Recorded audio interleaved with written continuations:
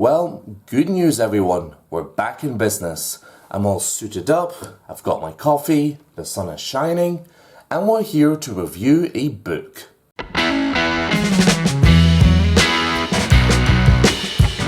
Well, hello there, it's me, Suited in Black / Janne Karneus, and we're here to review a book again. So this book is one of the books I kind of said that I would review soon and that I've finished already. So for today's book review, we're going to look at Julian Greystoke's The Wolf and the Hawk, which is like a fantasy romance set in like this kind of kingdom, I believe. So I'm gonna say just straight off the bat, I think I overall kind of enjoyed this book.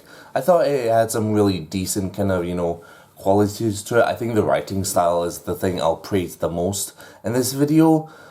But I do have some criticisms for this book because I did feel like I don't think it fully delivered its premise and what it kind of promised it would do. So why don't we start talking about that right now? So I've got my notes right here, and I said that the first thing that's straight off the bat of praise is the writing style. I think this writing style for Julian Greystoke is just so polished, it's very clean, and it reads really good.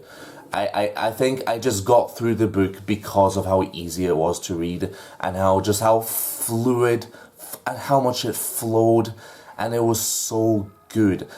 It really shows that Julian Greystoke is like above average and that she's actually, veering towards good writing. I think that's the best praise I can give The Wolf and the Hawk. Julian Greystoke's writing is really good, and honestly, you should read it. Now, going on to the not quite as strong praise, but praise nonetheless, are the characters. I do think the characters work quite well. So the two main characters are Ryan and Alexander, or Xander. I think they're both quite good in The Wolf and the Hawk. They're the title Wolf and Hawk. So Ryan is the wolf and Xander is the hawk. So she's meant to be like this kind of war general. She's considered a wolf of her pack, and that's Xander's like an eagle, like this really intelligent, bright, clever person of this Ged kingdom. And so I think overall they were quite good as characters, and that I did kind of feel their tension. I did kind of feel their romance for each other and their kind of frustrations with each other. The third and final praise I want to give this book is the pacing, and that links back to writing. It's because it's just so easy to read. The pacing goes really well, and that I could just go on throughout the whole story without any bumps, or not as many bumps. So I do think that this book was actually really decent, and that there's quite a bit of praise for this book, especially the writing. But unfortunately, I do have quite a few criticisms for this book that do knock it back a bit, which I think makes me really sad because I want to give this book a suited good.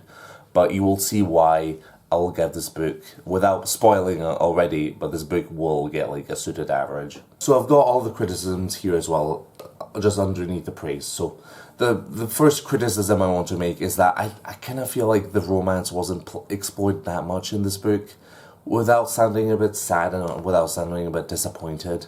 But I did feel like it should have explored the romance aspect a little bit more. I kind of wanted there to be more love between these two instead of just frustrations, which I get is real, but I do kind of feel like maybe it should have just tried to build on their romantic chemistry just a bit more, because I don't feel like I fully got the romantic chemistry as much. But maybe that's just me, and that's just how those are just my expectations. And onto a slightly more negative comment is that I feel like the climax was kind of rushed, and it was just it kind of got straight to she became the wolf of the Ged. I feel like it kind of just, that's kind of how it just ends. There's no kind of epilogue or any kind of just seeing what this creates, of what this kind of means for other people. It just kind of reads as a bit kind of just slightly rushed in a way, which I think is a bit sad. And to be perfectly honest, I kind of found the conclusion to be kind of unsatisfying after all the kind of chemistry that these two kind of have and the fighting they kind of do. So yeah, so it was a bit just kind of meh for me. And another slightly not so great comment is that I don't think I like the world building of The Wolf and the Hawk. I feel like all you kind of just get a description of, and all that you feel is just like you're in a castle and you just see some streets. I know they say like, oh, there's the Get Kingdom and there's like the other kind of kingdom that Ryan lives in, but I feel like I kind of wanted to learn more about this world because it feels like there's just two places and that's just kind of it. In a series that's called The Nine Kingdoms, like unless there's a specific kind of intention that Julian was trying to go for, but I just feel like I wanted to learn more. It just feels really underwhelming to me and it feels sad to see that, but I don't think I like the world building of this book. And the last kind of criticism I want to point out is just the, it does some telling instead of showing, which I think is evident in the world building. It just tells you about things about the world without really letting you, sink your feet into the world that, that I wanted it to. So I feel like tied to the world building kind of issue, I do kind of feel like it does some kind of telling instead of showing issue, which I think was also a bit sad. But in terms of criticisms, that's pretty much it. So, though this book has quite a few criticisms I have for it, this book nonetheless, I enjoyed reading it and I think is absolutely worth your time reading. And I think, like, if you're reading it just for the writing style, I'll promise you will have a great time because this is such a well-written, really polished, really well-edited book.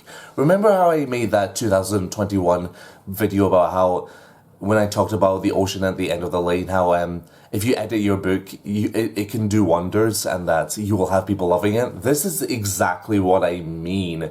If you really just be really, serious about the editing and you just really make it as polished as you can, you will have people loving this book like I did. I love the writing style, but yeah, and because of that, I'll definitely be picking up more books by Julian in the future, so good job. However, as I said before, because of the criticisms I had to point out in this book, that makes me really sad because I wanted to give this book a suited good and minus.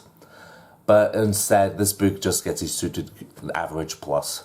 It's because, like, I do think the romance wasn't quite, satisfying. The world building was not very good, to be honest, and the climax wasn't the most satisfying either. So it's a bit sad to give this book just a suited average, but that's just kind of it. And that will do for my review of The Wolf and the Hawk. So have you read this book? What did you think of it? Please do comment down below. Or Julian, if you're watching this, please do feel to maybe just, well, don't attack me, but please do just like comment on maybe just like intention or something, or just like share your creative process for this book, because I'd really love to read how you maybe planned this book. But so thank you so much for watching, and I'll do the Lord of the Rings review soon, so just for the Fellowship of the Ring. So then, thank you so much for watching, and you know the drill. Until we meet again, I'll be waiting.